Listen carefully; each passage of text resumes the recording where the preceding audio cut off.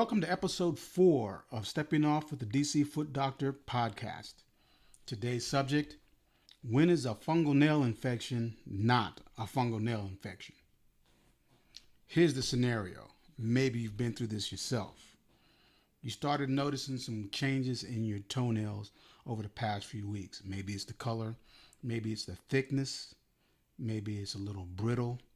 You're not sure what's been going on. Maybe you've been going to a salon or a spa recently and you think the changes may be associated with that.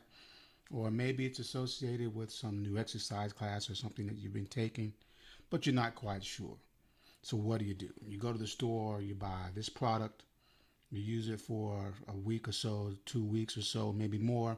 Notice that it's not working. The nails are not changing back to normal. So you try something else. You talk to your friends, you talk to your relatives, and they make some suggestions. They talk about things like tea tree oil. Maybe your grandmother told you to rub some Vicks Vapor Rub on it to see if that helps. So you've tried all these things. Nothing is helping. Now it's a few months and you're not getting anywhere. You're very unhappy, maybe a little distressed. And now you're too embarrassed to show your toenails at the beach or at the pool. Or you don't want to wear your favorite shoes or sandals with your toes out because you don't want anybody to see them. Now you're up against the wall. You don't really know what's going on, do you? So what do? You go online and you try to find something else, or you do some research to try to find out an appropriate treatment. So you try all these different things and you're still not getting anywhere. So now you finally decide to make an appointment with a podiatrist. And what does a podiatrist like me do? I take samples of your nails, send them to the lab. The lab runs 2 tests. They look at it under the microscope to look for the presence of fungal organisms, and then they run DNA tests to identify exactly the organisms that are causing the problems with your nails. But then I get the results back in a couple of weeks, and bam, it's not a fungal infection at all. So now you found out that you've been spinning your wheels for the past few months, wasting time, wasting effort, and probably wasting a whole lot of money. So here are the things that cause changes in the toenails that people may think is a toenail fungal infection. The most common thing that we see is what we call repetitive micro trauma. When we wear shoes and we go through our day, whether it be work, whether it be fitness, whether it be athletics, or whether it be just running errands, particularly in closed shoes, our toenails take a lot of punishment inside the shoes. Our shoes don't fit our feet like our hands fit in gloves. So when we move, when we walk and run and jump and everything else, our feet slide back and forth and side to side. And then our toes, the end of the toes and the toenails, bang against the inside of the shoes thousands of times a day. Over weeks and months, that can take a toll. That can cause changes.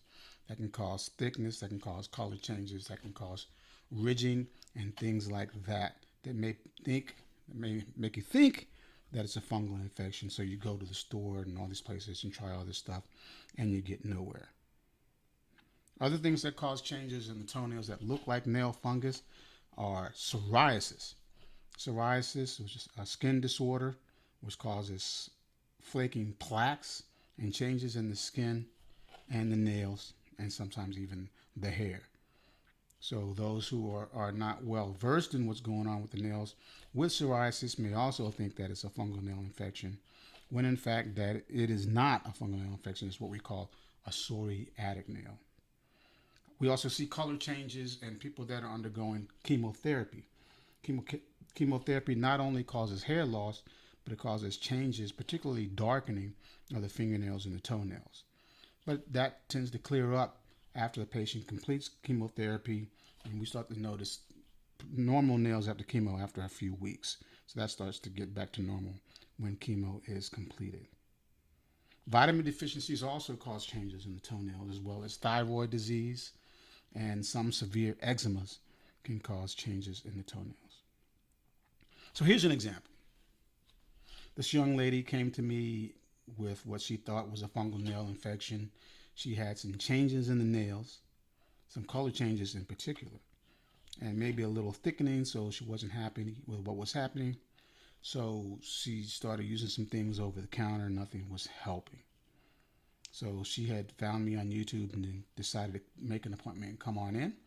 So I did like I always do. I trimmed her nails, sent them to the lab, and here's the result. Not a nail fungal infection. So that's good for her. She finally found out what's going on. She found out it's not a fungal infection. So now we need to narrow down what's causing it in her case. Could it be she has a vitamin deficiency? Everything else is healthy. She doesn't have any issues with her hair, the skin, everything, eyes, all that seems to be normal. She hasn't had any abnormal readings in her blood work with her primary doctor. So that's probably not it. She does stay healthy. She does stay fit. She likes to walk and move and those kind of things. So that's probably also contributing to the issue. But another thing that we also see color changes in the nails is when people wear toenail polish for a long time.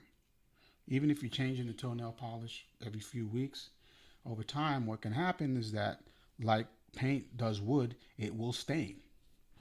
So I always recommend folks who are using toenail polish on a regular basis to take some time off, let those nails grow back to normal consistency and color before you put the toenail polish back on. Don't wear toenail polish 24/7, 365.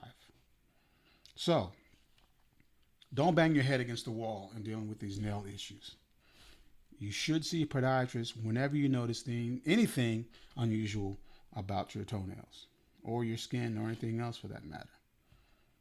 Find a podiatrist, call that office first before you show up, and find out if they do test toenails for fungal infection. You don't want to just go to some doctor who's going to say, oh yeah, that looks like a fungal infection, so let's try this medication or buy this cream from me and let's see if it works. More than likely, that's not going to work. That's not going to be helpful. So be sure that your nails are tested, know exactly what's going on. The doctor needs to know exactly what's going on so the proper treatment can be ordered. You'll be happy in the long run, and you'll notice that things get better rather quickly, especially when it's not a fungal infection. For nails that are thick and flaky, but they're not an infection, I recommend urea nail gel. It helps to soften the nails, makes it easier for you to take care of at home, and it eventually gets the nails back to normal. So don't suffer, folks. Come see a guy like me. Come see any of my colleagues around the country. We can get this issue taken care of for you. Stop wasting your time, your money, your energy, and using these things over the counter or the things that your uncle or your auntie told you about to try to use. Probably is not going to work because nobody knows what's causing it. So go see a podiatrist, get those nails tested, find out what's going on, and get this toenail situation squared away. Thanks for watching this video, folks. Like it with a big thumbs up. Subscribe to the channel. Ring the bell so you'll know when your boy loads something up that's going to be nice and you'll learn from. But most importantly, take care of your feet.